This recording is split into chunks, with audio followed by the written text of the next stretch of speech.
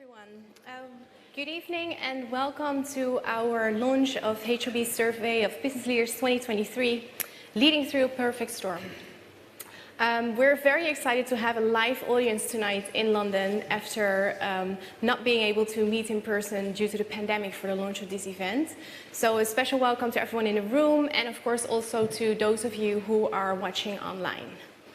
My name is Leslie. I am Head of Marketing for HLB and I'm also the Program Lead for the Survey of Business Leaders. And I am joined tonight by a panel of experts to go through the key findings of our report tonight. So with me I have our Global CEO, Marco Donzelli. Hello everybody. I have Konstantinos Stergakis, Professor of Capital Markets Law and Corporate Governance at the University of Glasgow. Hello everyone. Deborah Gilshan, Independent Advisor on Investment Stewardship and ESG and the founder of the 100% Club. And last but not least, author and corporate philosopher Roger Steer. Hello. Thank you very much for agreeing to be in our panel. So before we dive into the findings, I wanted to just share a little bit of background on this year's research. Between the period of September and November last year, we surveyed 575 senior executives from across 60 countries over online and telephone interview. And in addition to the quantitative research, we've also conducted 6 in-depth interviews with subject matter experts. And what we wanted to research for the report this year was really about how business leaders are navigating the complexity of risks that are in the global business landscape today.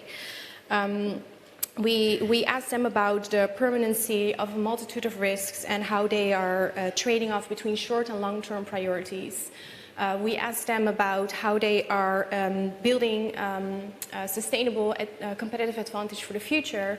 And also what the essential leadership behaviors are to steer through these difficult economic times and all the risks that's out there. So Marco, if I may start with you, what does our data tell us about how business leaders are navigating today's risk landscape? Thank you, Leslie. First of all, we are really living through difficult times. Well, I don't have to be the one to tell you, but everybody knows what's happening. I think we are getting into this start of a recession that has been driven from the years of pandemic and then the war, and then of course all the other issues that we are having, supply chain, rising cost of living and all of these, and interest rate hikes, and then of course the debt crisis. So it's a perfect storm, I would say. I think they define it in Davos as the category 5 hurricane. And I think there is no better definition. Now, I would say that what I think worries me a little bit more is the impact of all these things on our society. So because that typically, these situations will drive social inequalities even more. And then the other thing that we need to be aware of is the potential divide between East and West, and also inequalities between North and South. So all these gaps might widen a little bit more, I would say. But on the business side, so of course we have a number of risks that we are seeing growing compared to last year. And I think we have a good prospectus here of all the risks that we can see there. And they're all up in the charts compared to last year. But I think the ones that we have to be more aware of for the future are probably 3. One is, I would say, and the most important in my view, is the climate risk.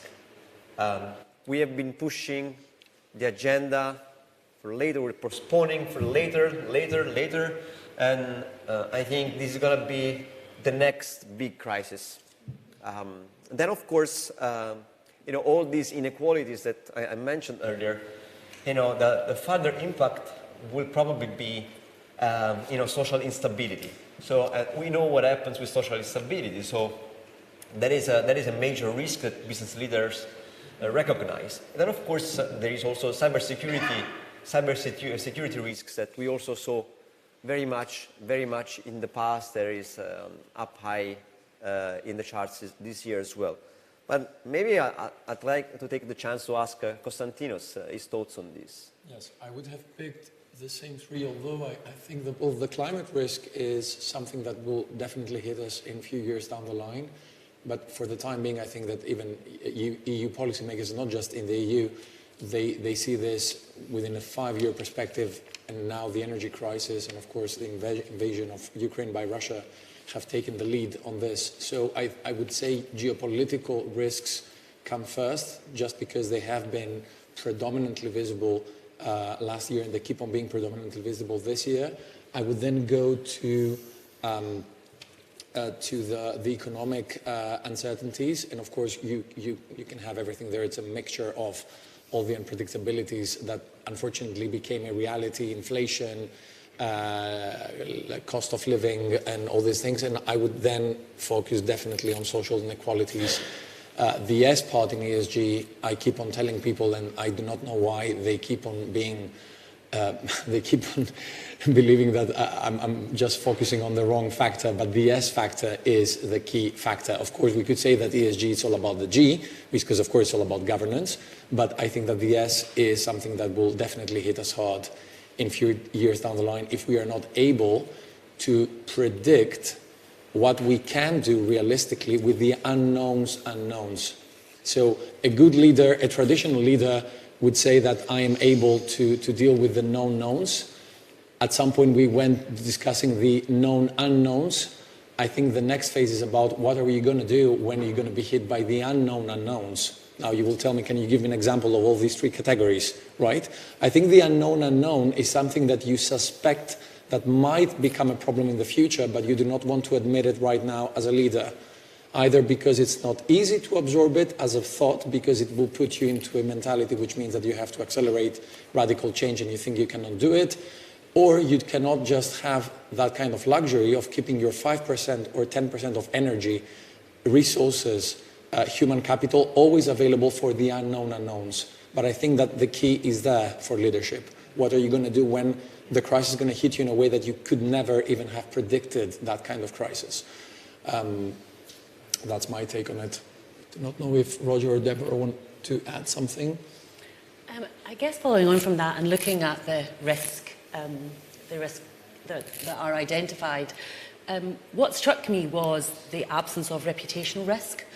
Because I think this is increasingly an area where companies need to think about their social license to operate, their, how they behave in society, and the reputational risks around that if they get issues wrong, if they deal with issues in a way that society doesn't expect them to deal with it like that. And I think that also leads to types of leadership and the types of leadership that we want as well. So I've got some comments on leadership, but I just think it is interesting, and certainly my engagement as an investor with companies, often companies think that issues happen to them rather than they have a part to play in what may or may not what happens. So yeah, I think that's a lot about what leaders need to be thinking about as well, how they're perceived in society and how society reacts to what they do. I would add to that by saying I agree about thinking. In fact, I would say if you look at all of those, I can't see a single one that hasn't been created by us as a species. So I agree in a way with you, Konstantinos, that the social is critical. The impact on us as a civilization, as fellow human beings, is absolutely critical. The home we live in, which is about environmental and climate risk. But until we start thinking and making better decisions about all of these threats, which is where the governance fits in, although it's probably, governance is too often 300-page packs of board papers. I'm not talking about that. I'm talking about the way we stop and think and argue about doing the right thing, and we will come on to integrity. And I think that the other thing is our adaptability is the key here. So the report talks about flexibility, which I agree with, but evolution shows us that those species that survive and thrive are those that adapt to a rapidly changing environment. And we do have the ability, I mean, we've got ourselves into a bit of a mess, or a lot of a mess, but we can also think and do our way out of it. So that would be my opening thoughts. Thank you. That. I love the fact that you're all already bringing up ESG, because we will definitely dive into some data around ESG in a bit. Deborah, you already touched on how new challenges require new styles of leadership. Mm-hmm. And actually this year, in addition to taking a measure of the risk landscape, the essential leadership behaviours was actually an area that we explored as well. And what we found is that the top 3 essential behaviours identified for research are flexibility, integrity, and accountability. So thinking about what does good leadership look like in a time of crisis, maybe that's the question to start off with and pose to the panel. Would you like to start? Yeah, I'm happy to. I mean, I think this is pretty much one of the most fundamentally important questions we should be talking about. What we want from leadership, what great leadership is. And also, I think sometimes when I look around in society, the status quo of leaders that we've got, I'm not sure is working out for us as a society. And I think it's interesting that it's, you know, we kind of come across as a little bit afraid of this discussion. So I really welcome this report for that reason as well. The best speech I've ever read on leadership is by Mark Carney when he was the Bank of England governor, and it's called Leadership Through a Disruptive Age. And he says that leadership is about the acceptance of responsibility rather than the assumption of power. And I really love that, because I think that dynamic of power versus responsibility is often where leaders go wrong. And also he identified 4 kind of universal leadership traits: humility, ambition, clarity and purpose. And some of those feed into what we're talking about in the report. But I think it's that kind of dynamic between ambition and humility. I'd love to see more humility in leadership as well, because I think that would also help expose what great leadership is. So I think what the debate you're generating with this report is extremely important. We're not going to cover it in an hour, but I welcome what you're trying to do with us understanding what great leadership looks like, including diversity of leadership as well. Yeah, I would echo humility. I've got 2 other hums, as I call them. Humanity is the first one. I guess you'd call it empathy on here, gratitude. But I think that great leaders are not only humble, they also have a deep sense of humanity and a care for other people. And the final hum is humour, because honestly, if you're not having joy doing what you're doing, stop it and do something else. Unfortunately, too many leaders, certainly in politics as well as in business, display not those humility, humanity, humour traits. They display what psychologists call dark triad traits, which are narcissism, Machiavellianism, and psychopathy. And we can just look around at some of our political leaders around the world. Not all of them. Someone who's just resigned as Prime Minister in New Zealand embodies the humanity-humility bit. But some of our other political leaders and some of our business leaders are really just in it for themselves. And it's awful, and it's our responsibility to do something about that. And so I think leadership is critical, and we need to weed out the misleaders in our society and in our businesses. May I add, so what you mentioned is humility, you mentioned humanity, I also would like to add courage, and I think these 3 elements actually are crucial for, I think, the key skill that a leader at this time must have, which is the ability to change rapidly, to consider different factors, different situations very fast, and act rapidly and get people on board, and then give people also the responsibility of working together, not so that now everything is let's say, in this society is becoming more and more decentralized. So it's not just about currencies, but also, or finance, but also leadership, I think, is going to be more and more decentralized. And to do that, you need that humanity that you mentioned, you need the courage, and above all, the humility. I agree with you.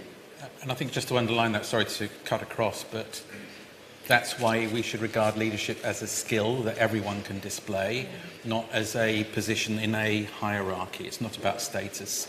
It's about who we are and how we help and inspire and guide others. Do you believe that the difficult times that they're navigating right now are actually forcing them to evolve in the right direction in terms of leadership skills? Or? I think, well, I mean, if you read the report, I have two slightly contradictory statements, and it's always me, right? So on one page I say it's absolutely acceptable for a leader to have the right to take a pause during very, very difficult times and say, I am not able to radically change everything around me just because things are moving faster.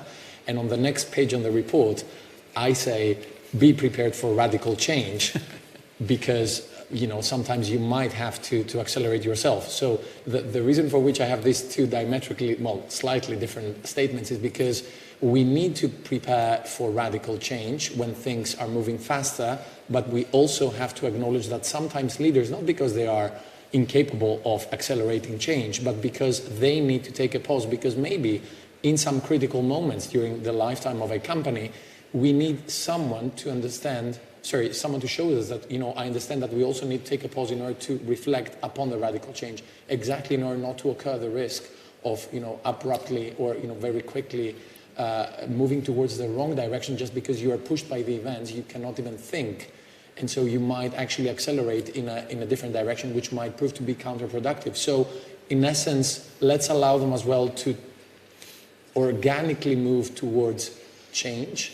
Organically means we need to be also patient if at some point in time they just need to pause and ensure the survival of a company and not just risk everything just because they need to accelerate change, just because competitors are doing it. We cannot be the same.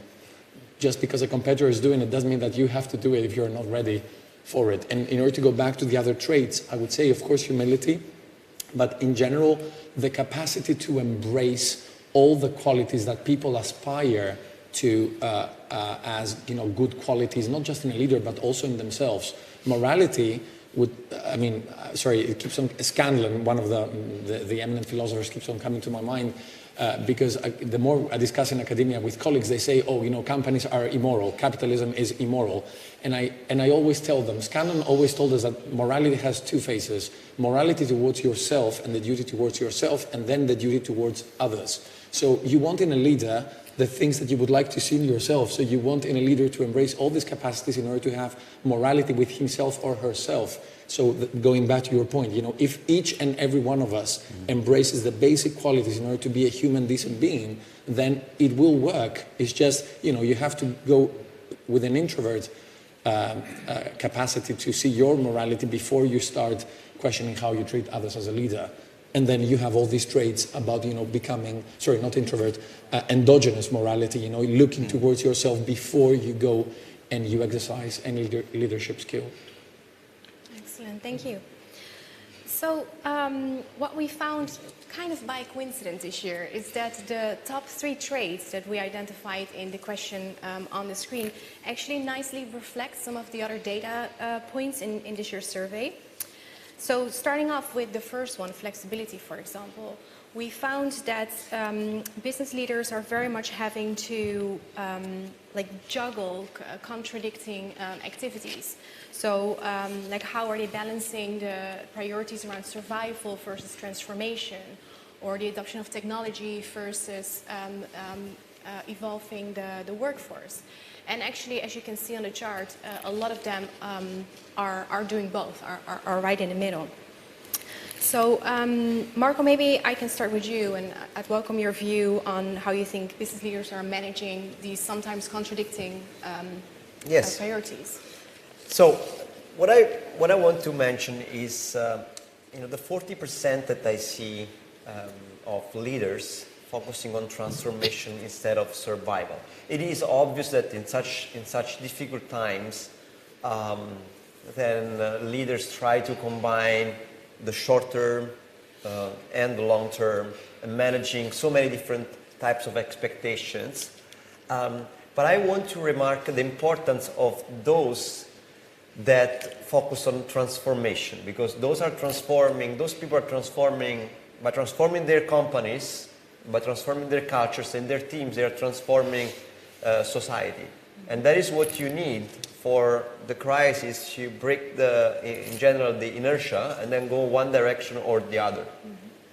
So, and that is why I think also a startup mindset somehow is very important during these times. These are people that can be seen as risk takers. However, we are putting transformation against versus survival. I think transformation is a way of surviving. It's actually, maybe being a little bit of a step ahead and surviving through transformation. So those are people that embrace new models, and new models that either generate more efficiencies or generate more growth. But people that are seeing opportunities, I would say, and these are the people that we need now, in my view, as a society. So that is why I think that societies need to give more importance in general to entrepreneurs, and within companies there should be more credit given to people that are able to drive decisions. As I said before, but in order to sum it up in one phrase, expect transformation from leaders, but also accept taking some time to reflect upon the new direction, because we also have to be realistic at times, especially in extreme times. I think all of the attributes that are identified in the report, like they're not discrete, right? Like you have to kind of have all of these together. I completely agree with Marco about transformation is survival rather than kind of it's one or the other. And actually transformational leadership is also what we need within organisations. It's not just about you as an individual, but it's also about the culture that you create and how you lead. And I would like to go back to the earlier point about diversity of leadership. There was an interesting study of CEOs looking at gender differences in leadership. They did find some female CEOs. We do have a few out there. And what the academics found was that the female leaders tended to develop a unique leadership style where they felt comfortable as leaders, where they served as a role model, where they emphasised the importance of relationships with employees, and they generated a very positive team environment. And so they were identified as transformational leaders, whereas male leaders tended to be transactional, where their motivation of others was based on reward and punishment. And if you think of the 1960s style of leadership of command and control, that might have been appropriate then to be debated, but I'm not sure that's the sort of leadership we need now. These aren't necessarily generalisations, but I think it is interesting about the type of leaders we have. And you mentioned Jacinda Ardern stepping down last week. The way in which she has led, but also her ability to recognise when she wanted to step down, manage it. I just wish some of our leaders also understood when it's their time to go as well. So I think it is interesting, and I think there's more work to be done in understanding the differences in gender differences in leadership, but we don't have enough female leaders, unfortunately, to do enough research in that area. I think on the point of, in order to survive, you have to transform. I agree with that, because that's in line with evolution and adaptation. I think there's a couple of other points. One is that I find that most people educated in the West are very analytical, but they've forgotten how to put back the bits they've analysed back into a working whole. So systems thinking and synthesis is something that we've forgotten to do very much. So you see this constant analysis of breaking things down into their component parts. We forget how the whole thing works together. That's number one. I think the other issue, to pick up your point, Deborah, about the impact of leadership styles that many women leaders display. It was interesting that Harvard University, a psychiatrist at Harvard, has just released a very long-scale, large-scale study on the secret of life, the universe, and everything, happiness.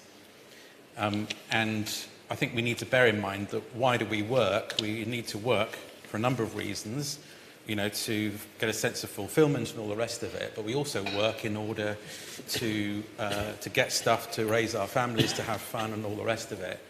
And the ultimate purpose is to leave a life that's good and that we can share with others. And the number one finding that we found around the world is that the secret of happiness is our ability to sustain warm social relationships with others.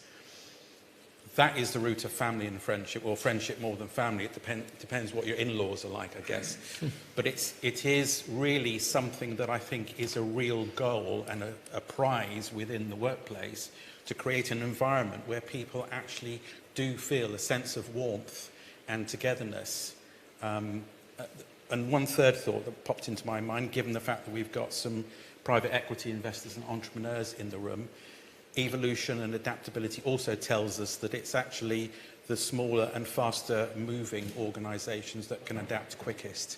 And I think that if you look at, I think I said in the report, if you look at the longevity of FTSE 100 companies and companies in any global index, if you look at their lifespan, it's under a generation. They're in and out. Whereas most businesses on this planet are small family-run businesses or startups, and they have that ability to build those warm relationships and to adapt quickly to change. Mm-hmm. Excellent, thank you. The topic of integrity already came up a few times, and I'd like to dig into another data point that links to the integrity finding, and that is that this year we've also asked business leaders where they are on their journey bringing to life their organizational purpose. Have they articulated their organizational purpose? Where are they on their journey towards carbon neutrality, for example? And actually what we found is that nearly 70% agrees that they have articulated a clear purpose for their organizations. However, a fewer agree that they are making progress on their carbon neutrality.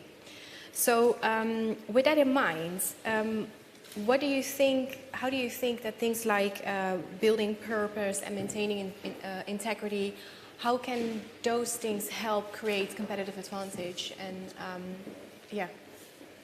a future for a company? So, I mean, I think part of integrity is also trust. And there's something called the Edelman Trust Barometer that comes out every year. And I was looking at it, it just came out a couple of weeks ago. And just to put even more pressure on business and leaders, business is the only trusted institution, and it's more trusted than governments, NGOs and the media. And it's the only institution seen as competent and ethical. And the expectations of CEOs to address societal issues is only going up. And CEOs are obligated to increase economic optimism and hold divisive forces accountable. And I think this kind of is all about how we trust businesses and what they do.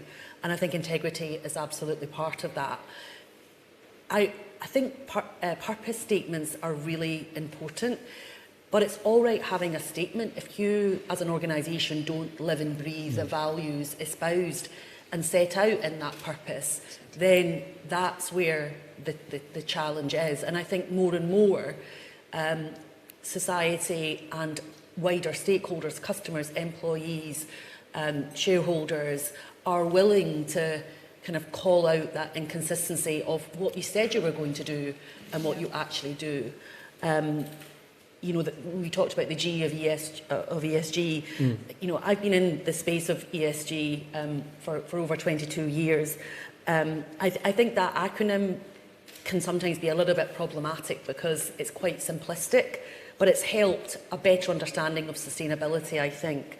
But the governance of ESG and the G in the report that's set out, it's really just about codes of conduct and compliance documents. What's actually really important is what companies do and how they behave, which goes back to purpose and also integrity. So I'd like us to start to join the dots on some of this, rather than talking more discreetly about these traits, because I think it's a kind of it's a collective outcome for leaders and for companies in what they do. The French philosopher Albert Camus said, "Integrity has no need of rules." I've spent the last 20 years working with regulators, governments, compliance departments, risk management teams, in getting them to understand that if you want to create a Soviet-style regime, just carry on creating more rules and controls for the human community that you are trying to make better and act in the right way. The reason we have a lack of integrity and yet a tsunami of rules coming at us is that we are trying to prevent bad actors doing bad things. We have forgotten that actually integrity is something which is about our character, and our character is made up of a set of moral values which are consistent around the world and have been over history. So I recently was involved in a project commissioned by a nation state with 10 million inhabitants, and the project was to try and understand a set of values that actually will help that society thrive and prosper. I worked with a psychologist, an anthropologist, and it sounds like a joke, doesn't it? An anthropologist, psychologist, and a philosopher go into a bar. No, I won't go there. And what was stunning, and it was a chance for me to go back to my earlier moral philosophy studies and to bring in with the psychologist and the anthropologist the fact that if you approach values is the way many organisations do, it's not a supermarket trolley run. You don't run around the corridors, the aisles, putting in, tins of empathy and teamwork and all the rest of it. We know what the core moral values are that enable us to be people of great character and to display integrity. And I have challenged regulators around this and saying, look, if you want to create a Soviet-style Stalinist state within the corporation, good luck, but you're not going to get great outcomes. So I think that we must remember that there is a difference between integrity and moral values on one hand, and believing that there are super beings, and I'm not being religious, but super beings as in CEOs or regulators who actually know the difference between right and wrong, because they have no greater insight to that than any of the rest of us. And if you're a great friend, a great human being, you care and love for other people, then that's what integrity is. And the final thing I'm going to say, and I'm going to do my banknote trick. That's a £10 note. It says, I promise to pay the bearer on demand the sum of £10. If it was a $10 bill, what would it say on the back? In God we trust. This thing that we're all chasing after and wanting to make more of is simply moral values. The whole economic edifice that we've created, our businesses, our economy, our society, is based on believing the promises that people make and trusting those promises. So for me, and I would say this because I'm a moral philosopher, but integrity is the cornerstone. And it's like you were saying earlier, Constantine, it's about courage as well as that humanity, the courage to stand up and say, how is this right? Which I think is so important. I would add that maybe in this period, and in the next few months, probably the next year or so, well, integrity is going to be even more important because, typically companies are pushed to generate results, to have good P&Ls in general, and there is a risk that integrity, that we fall short on integrity. So, and then maybe certain things will be discovered just in a few years' time. So maybe when nobody knows, when nobody expects, then we will see certain things. So I think we are living very difficult times also because of that. But on the other side, I like what you said. We need to stay true to our principles, our values, and it's not just, I think, something that we want to say because it's nice. I think maybe a few decades ago, you can get by, maybe just saying one thing and doing another. But now we live in a very globalized, world and social media, and people talk. In general, there's a lot more talking around, and the impact can destroy a company or an industry. So, I mean, we saw what happened with the FTX, some time ago. But we had examples in other industries as well. That I think in general we need to stay true to our values. One thing is also about environment and our commitments to, in general, ESG. So if we say that, if we don't do that, we are going to risk losing clients, losing stakeholders in general, losing talent. Every day we need to be careful to stay true to what we do, in my view, and that is going to be challenging, because then this flexibility. What does that mean? Am I flexible on my values, or am I flexible with my finances as well? So, is flexibility against integrity? That's the question mark. I don't know, and I would say that in order to bridge some concepts like promises, purpose, flexibility, I would say be able to create a clear narrative, as I mentioned in the report, and make sure you are also able to pass on the message in a very clear way to your stakeholders. Because the time when you're going to need to be flexible and change direction, you need to be able to change drastically as well the narrative and explain the new narrative to the same people.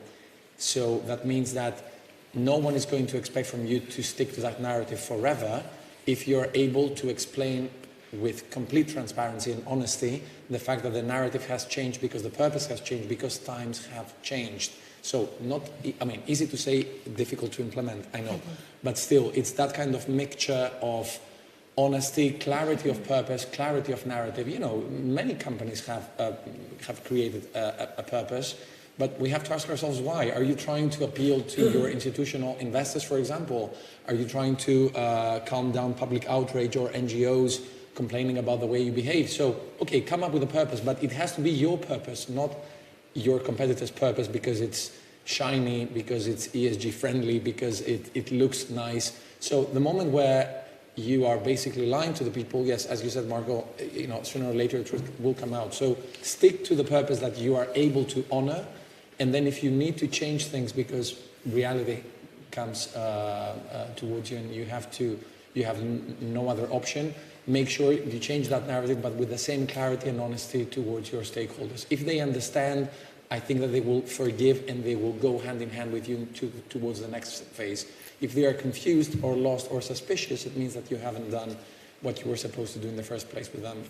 I have a question. So now we have all this compliance about ESG metrics and so on, which is on one side is good because people, companies will be held more accountable and so on. But would it just create even more compliance-based activities so that we just really try to look good because we have to?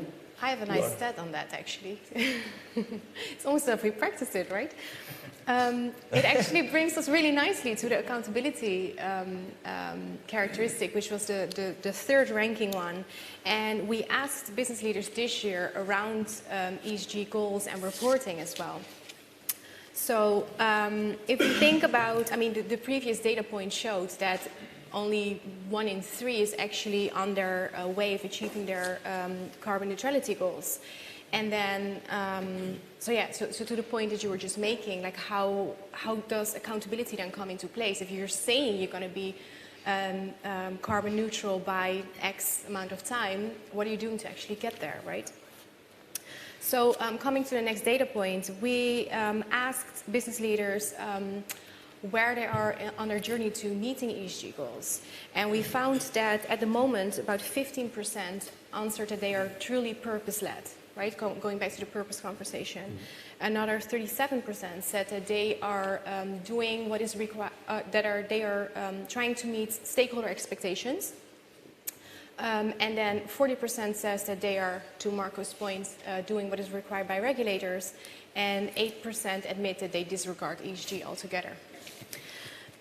Which is quite interesting, right? We also asked them if they are rethinking their ESG responsibilities and if they have a good understanding about ESG reporting requirements, where in both cases the answers were split, 50-50.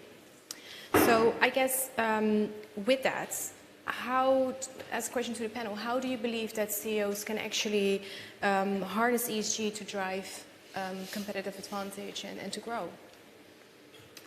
Well, I mean, as I said earlier, the risk is that you're going to lose clients if you don't stay true to what. I mean, it depends also on the industry, because if it's an environment where it's a common practice to act in a certain way, then maybe you don't lose clients, but then maybe the industry itself is not going to last long. But in general, then without clients and without people, then what are you going to do? That's the question. So I think there is no choice. The other thing is that moving away from just meeting the targets and metrics and so on, but we saw in the past and in moments of crisis, companies cut investments in general for growth, marketing, sales, technology.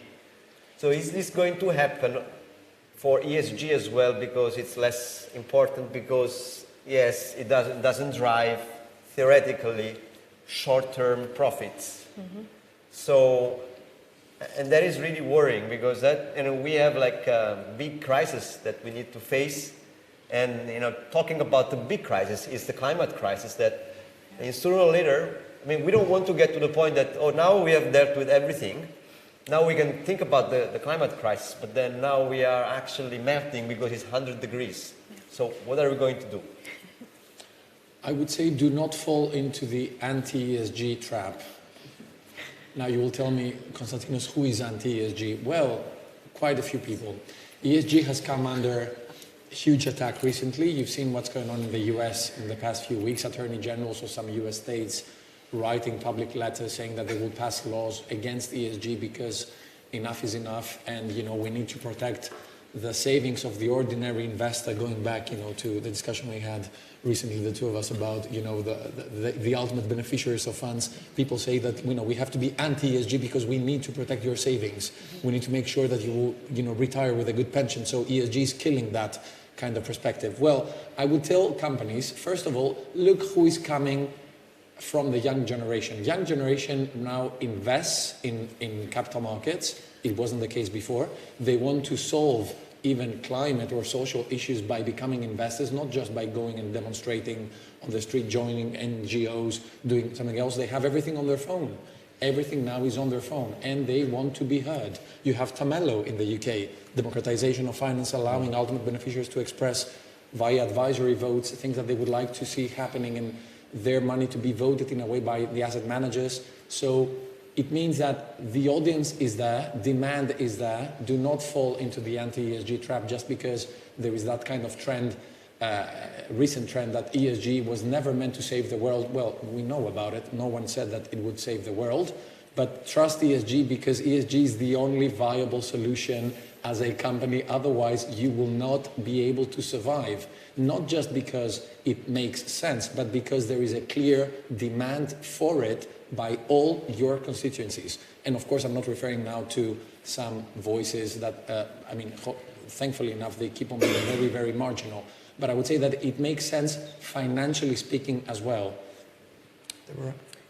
Yeah, I think you need to put the responses into some sort of context. So I was looking at the breakdown of the business leaders in terms of who you surveyed, and 67% of them are privately owned companies, and only 5% are publicly traded.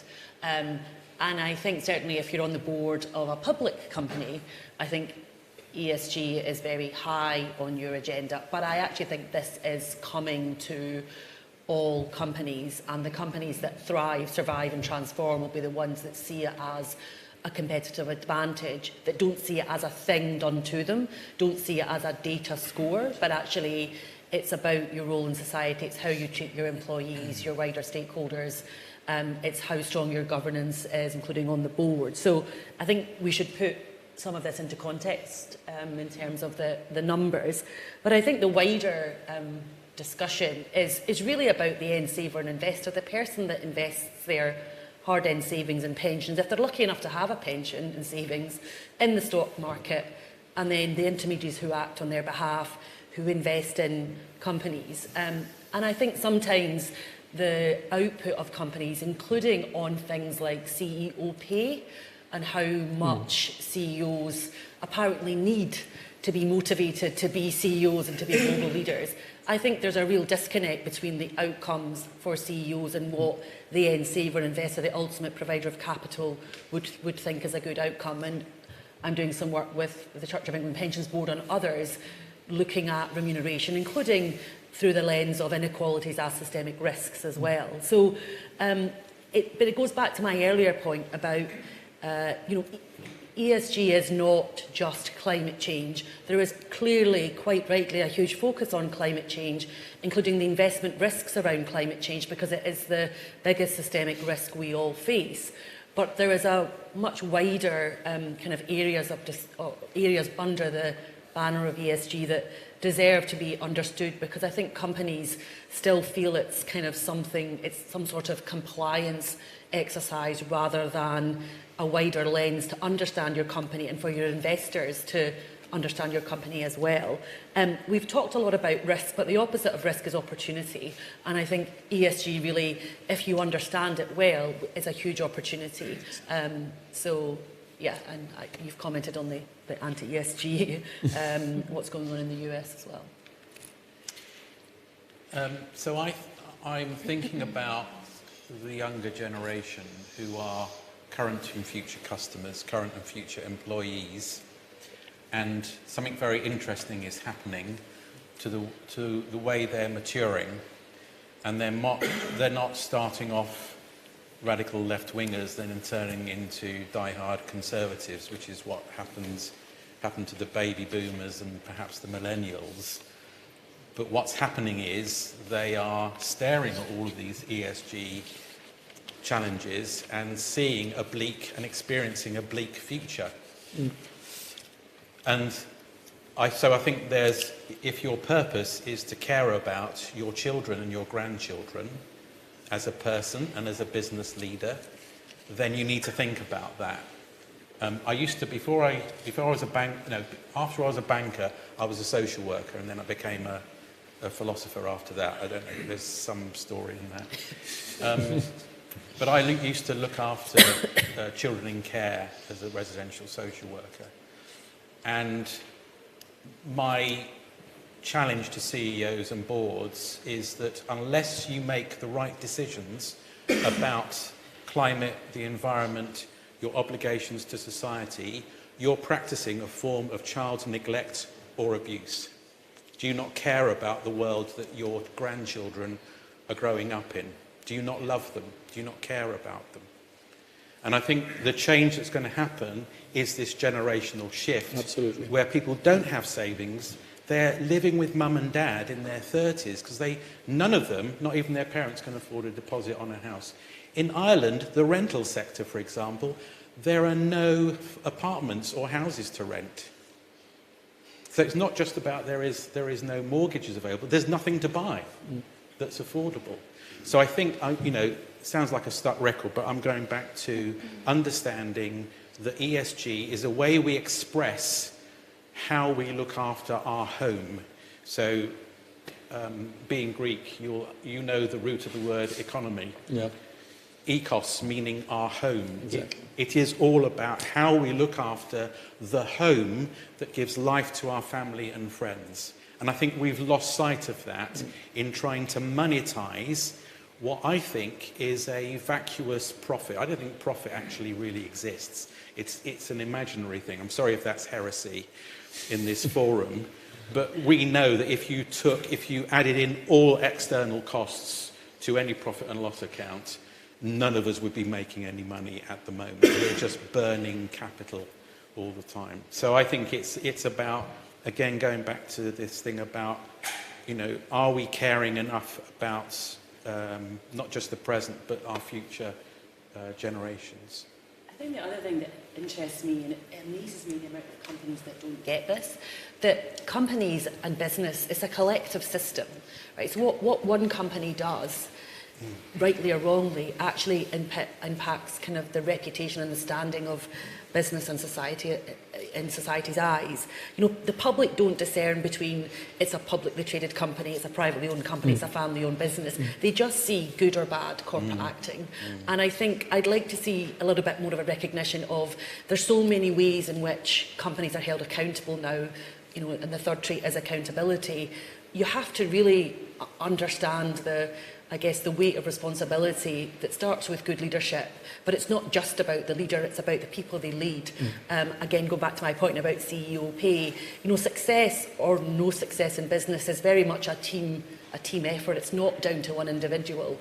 And so I just think that kind of collective system piece, I think every company needs to think about that. And just going back to your earlier point about family-owned businesses, the Edinburgh Trust Barometer identifies family-owned businesses as the most trusted by the people that are part of the survey. So I think it's the types of business, but it's also just the collective name and reputation of businesses often under the microscope in a sometimes a negative way. But we need business for the economy to grow and for products to be made and for us to be able to live as in society. So I think there's so many interconnectivities around all of this that we need to really unpick and think about.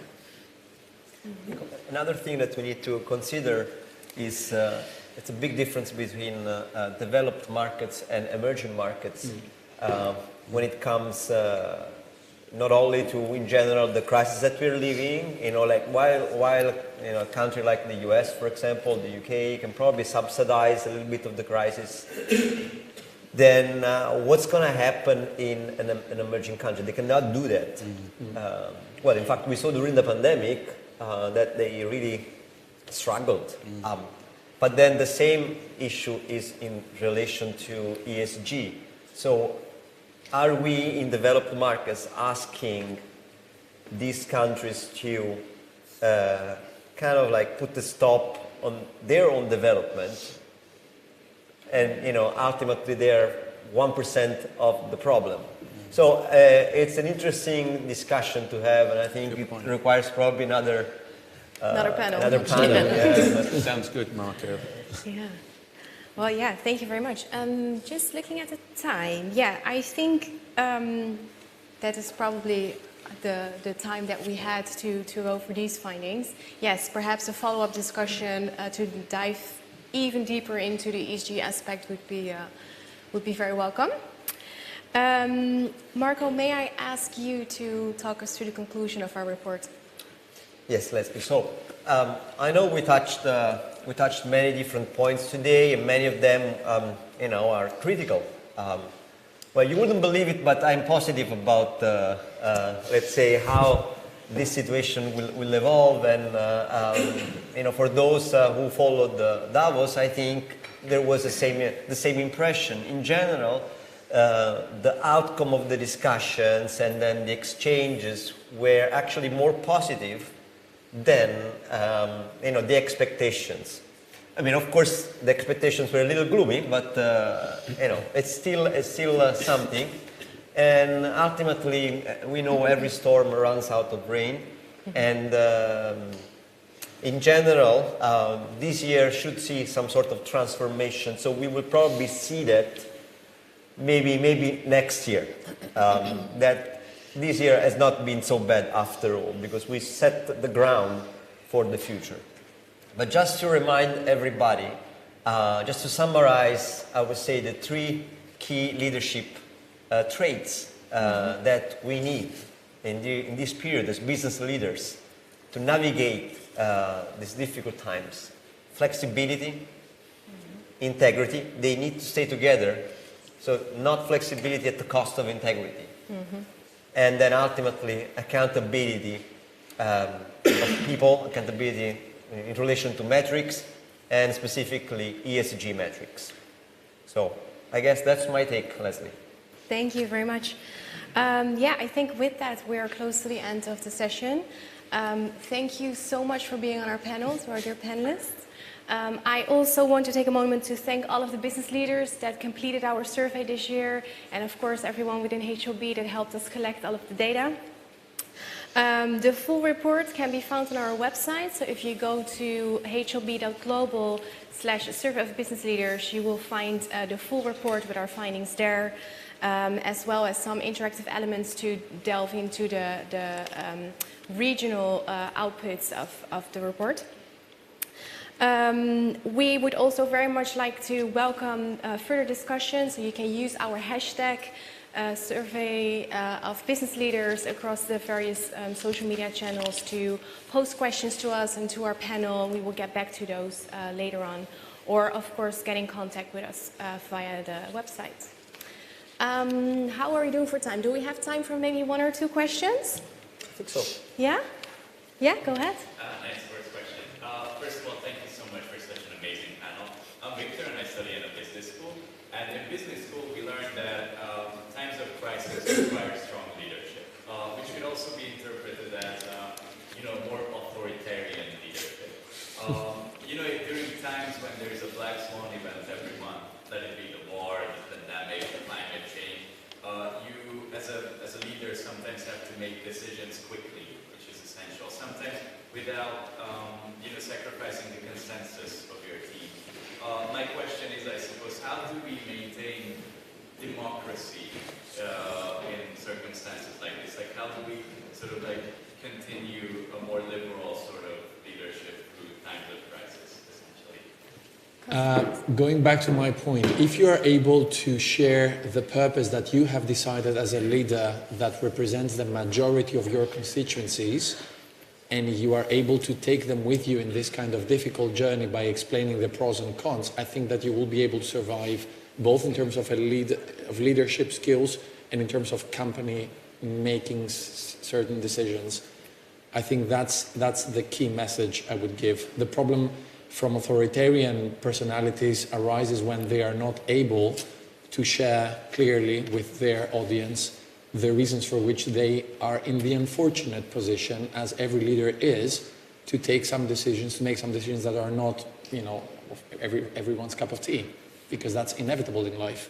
So with power comes responsibility, but with responsibility also comes the ability to share a clear message and to make sure that you convince. That's hence my point about the clear narrative and the convincing narrative to your constituencies. I'm slightly dismayed that business schools are still teaching that. Well, yeah, that's another point. That load of rubbish, because the research is overwhelming. If leadership is a skill, I don't know any CEO who can do the job unless they're a one-person company. So at the end of the day, the CEO is the conductor of the orchestra. They don't play any instruments themselves, actually. Their job is to pick a piece of music and to keep everybody in time and in tune and to deliver that piece of music. And we can see the most awful but powerful case study right now being played out in Ukraine, where we have a non-authoritarian, inspiring leader who is, the military is following the West Point and Sandhurst approach of leadership is a potent combination of strategy and character. If you have to be without one of those, dump the strategy, just focus on character. And we can see how that smaller nation state, with the support of democracies, is actually holding its own and hopefully will give us a lesson in the limits of authoritarianism.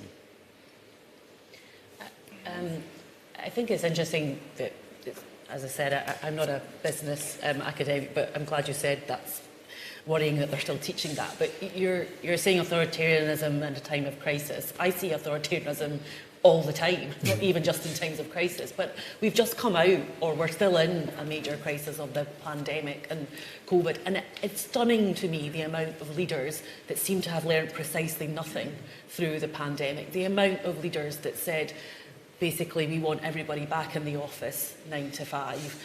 I mean, it's just like, have we learned nothing at all? And I just find it so disheartening that, you know, there was so much talk at the beginning of the pandemic of Build Back Better. We're building back exactly the same, and we think we're going to get different outcomes. And so I just think we, you know...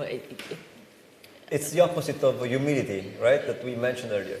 Yeah, and the 9 to 5 construct doesn't work out for a lot of people, including a lot of women. And so, you know, we're kind of going back to a system that didn't work out, but we think it's going to work out again. So, yeah, I was so hopeful, but the amount, and they've gone on the record and said, yeah, it's all about basically networking in the office around the water cooler. So, yeah. And how do you expect to attract talent? And how do you expect to attract talent that has learned something from the pandemic and wants to be heard and to be respected, given the current, you know, working conditions? You know, I mean, if you want to recruit talent, you need to be open to embrace the new reality. And I must say, you know, innovation is going to be the biggest strength for any business, and innovation needs diversity of ideas. Yes. If diversity, equity, and inclusion isn't a core part of any company's strategy, and it's not about feeling good, it's about representation and about using all of the talent that we've got. Yeah, I just think, you know, the definition of madness is doing the same thing over and over again, expecting a different outcome. We're going to get the same outcome, but we seem to be kind of seeing it in broad daylight. Thank you. Excellent. I think that's it for time. So for everyone joining us online, thank you very much for joining. And for everyone in the room, we can maybe continue the discussion downstairs. Thank you. Thank you.